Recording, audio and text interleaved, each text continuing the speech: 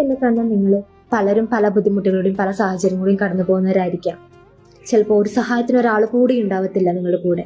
എന്നാൽ ഞാൻ ചോദിച്ചോട്ടെ, നിങ്ങളിപ്പോൾ ഇങ്ങനെ ദുഃഖിച്ചിരുന്നത് കൊണ്ട് വല്ല നേട്ടവും നിങ്ങൾക്കുണ്ടോ?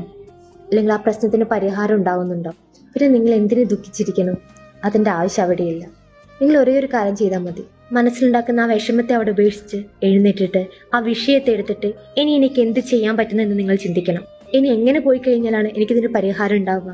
അതൊരു രോഗമായിക്കോട്ടെ, അല്ലെങ്കിൽ സാമ്പത്തികമായ പ്രശ്നമായിക്കോട്ടെ, മറ്റെന്ത് പ്രശ്നമായിക്കോട്ടെ, നിങ്ങൾ എഴുന്നേറ്റ് അടുത്തത് എന്തെന്ന് ചിന്തിച്ചു കഴിഞ്ഞാൽ നിങ്ങൾക്കൊരു ഓപ്ഷൻ അവിടെ ഉണ്ടാകും. അത് ഏത് ബുദ്ധിമുട്ടാണെങ്കിലും. ഈ ലോകത്ത് മനുഷ്യരായി പറയുന്ന എല്ലാ മനുഷ്യർക്കും രോഗങ്ങൾ, വേദനകൾ, വിഷമങ്ങൾ, ദുഃഖങ്ങൾ എല്ലാം ഉണ്ട്.